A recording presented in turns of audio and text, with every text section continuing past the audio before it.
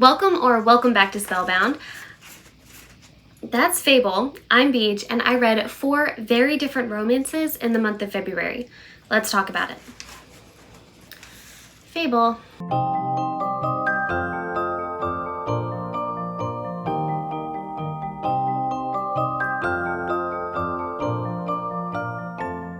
My Roommate is a Vampire by Jenna Levine, published 2023 by Penguin Book Group. This contemporary romance novel is about Cassie, a struggling artist who is in need of a roommate. She answers a Craigslist ad for a swanky furnished downtown Chicago apartment that was listed for only $200. The whole situation sounds pretty sketchy, as the roommate will basically never be around as he has a completely nocturnal schedule, and the roommate in question has a pretty bizarre taste in furnishing, and the apartment looks kind of like a cross between Victorian Gothic and mid-century modern. And as the title of the book implies, the charmingly handsome, if somewhat awkward roommate is in fact a vampire. And the whole reason that he put an ad on Craigslist in the first place was to see if he could find someone that he trusted to sort of help him adjust to the modern world. Cassie just has to make sure not to fall for him first. So this book is probably one of the most middle-of-the-road books that I maybe have ever read. I gave it 3 stars. What really works in this book are the notes that the 2 characters sort of leave for each other throughout the day and night, because naturally they have 2 very opposing schedules, and they really work in building character development. Unfortunately, the notes are kind of the only things doing the work in terms of character development. There are only 1, maybe 2 scenes in which the characters are alone together, spending like roommate quality time together. And that just felt like such a huge miss when you have an entire apartment full of opportunities for forced proximity, and it just wasn't employed. Why? They literally live together.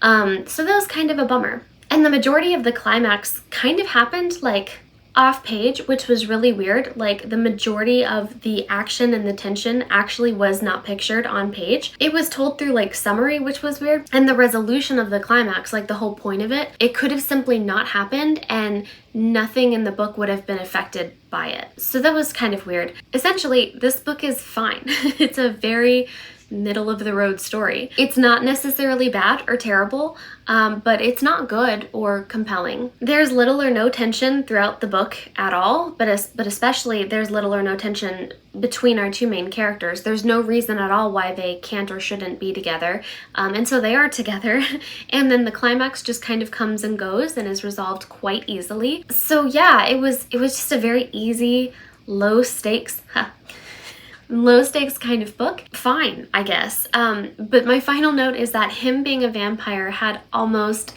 nothing to do with anything. Fable, don't eat that book. Stop. Fable's currently trying to eat volume 5 of the Oran High School Host Club book series. The Wolf and the Wildflower by Stacy Reed, published 2023 by Entangled Amara.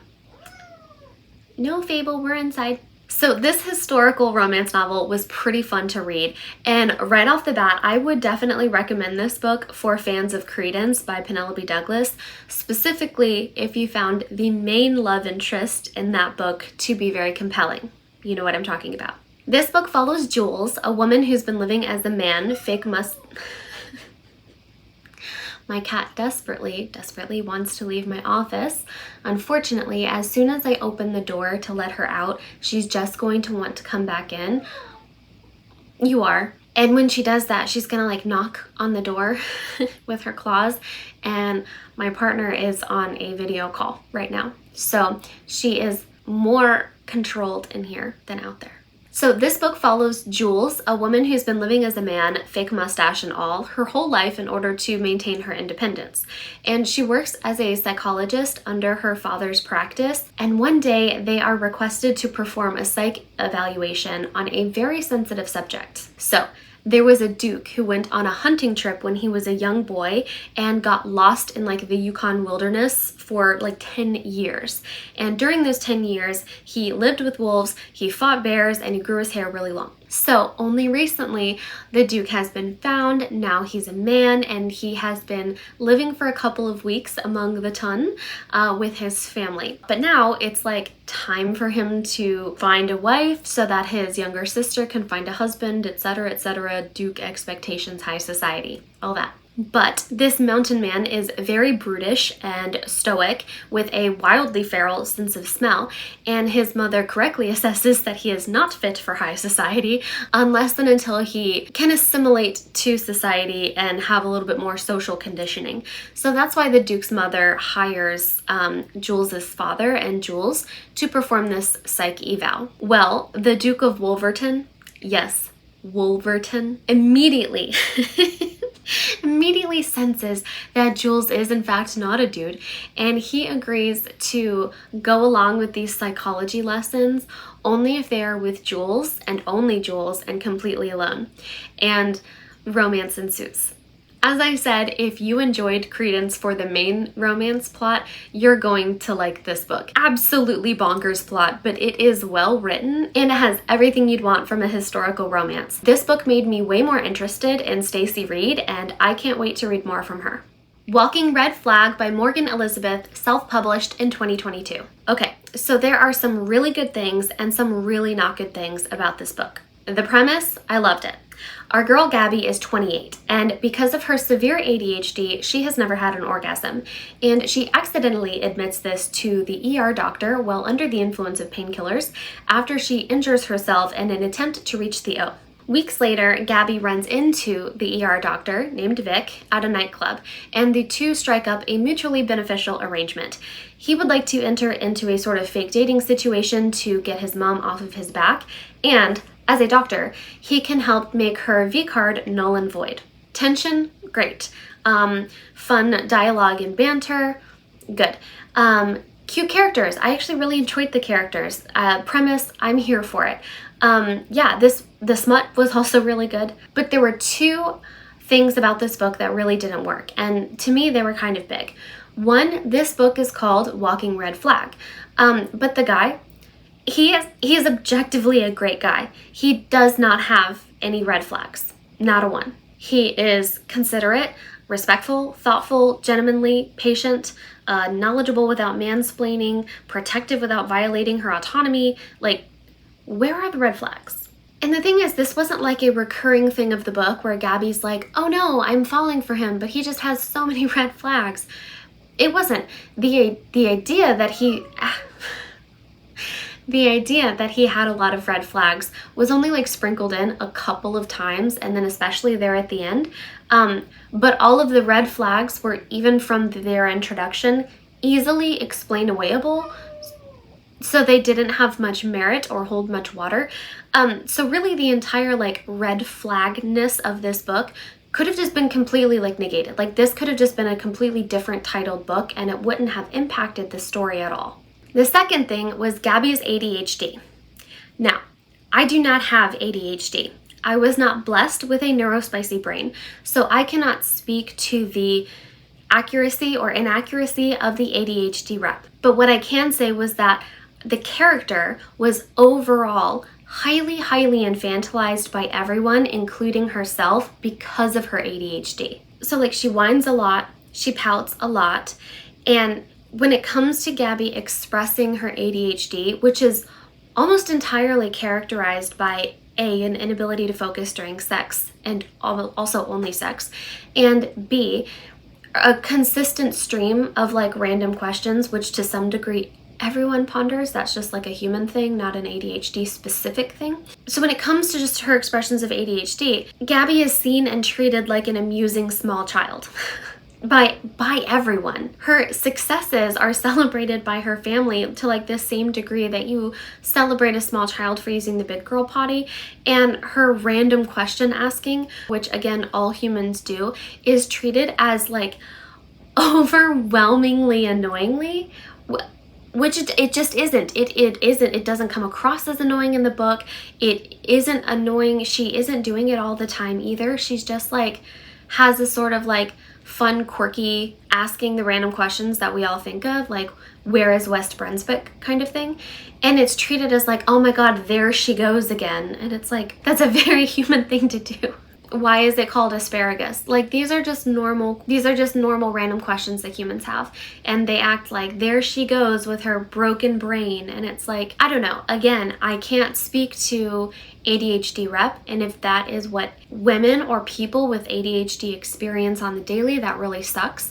But the traits that were portrayed weren't only unique to ADHD, and also because of her ADHD, they turned her into an infant for no reason. It just didn't hit right, and it made this book really hard to love. It was not hard to enjoy.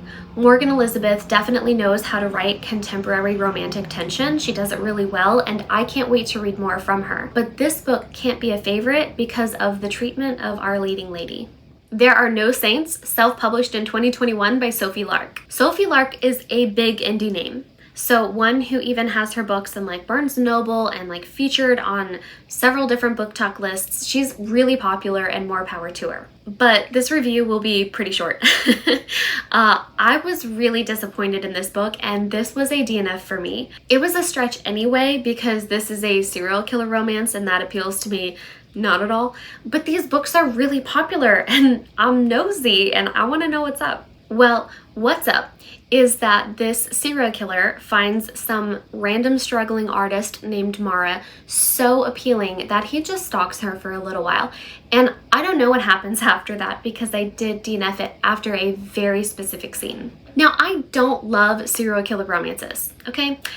I think that a serial killer without a revenge-based motive, or at the very least a highly monochromatic sense of morality, is base and uninteresting at best, or quite obviously highly problematic with misogynistic undertones at worst. Okay, it's just not for me. But I learned early on that that's what this is. So first, I didn't know anything about the book. I was going in blind. First chapter, I got it. He's a serial killer, and I kept reading anyway. So like, on one hand, I did this to myself a little bit, okay?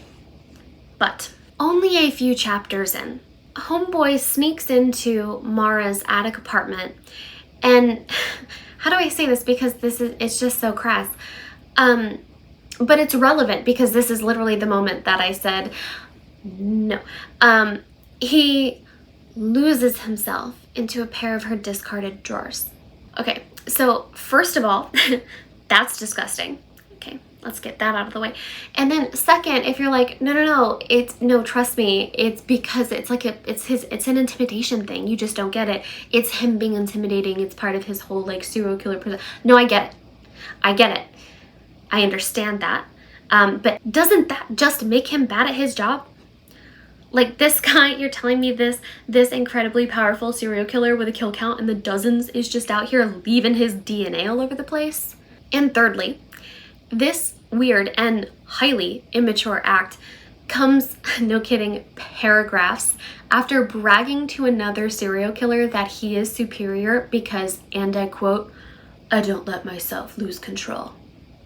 Buddy, you literally lost control into a pair of her discarded drawers. So yeah, I was pretty disappointed in him, obviously, in Sophie Lark for sure, in all of you a little bit. The level of popularity that Sophie Lark has. For why? I don't understand it, because even if the trope is supposed to be, the serial killer trope is cool because they're like alluring and powerful and intimidating. What is intimidating about that? What is intimidating about that act? Especially when she's not there. He's just... Anyway, if I should try again with another Sophie Lark book, let me know. Are they all serial killer situations? I think there was like a mafia one in there somewhere. I don't know, but I would love for someone to tell me if I should try again or if I should cut my losses because these books are not for me, which I'm thinking is the case, but let a girl know. So those were some of the romances that I read in February. Have you read any of these? Or did you read anything better than I did in February? Let me know some of your favorite romance recs up below. I'd love it. I really need to revisit the Delilah Green World with Ashley Herring Blake's newest. I should have reached for that, but I did what I did. Anyway, let me know below what you've been reading. And if you made it to the end of this video, then leave a heart emoji in any color in honor of Love Day, which has come and gone, in honor of the romance aisle at Barnes & Noble, and in honor of your favorite romance trope. And if you liked this video, give it a thumbs up, and if you loved it, hit subscribe, and as always, happy reading.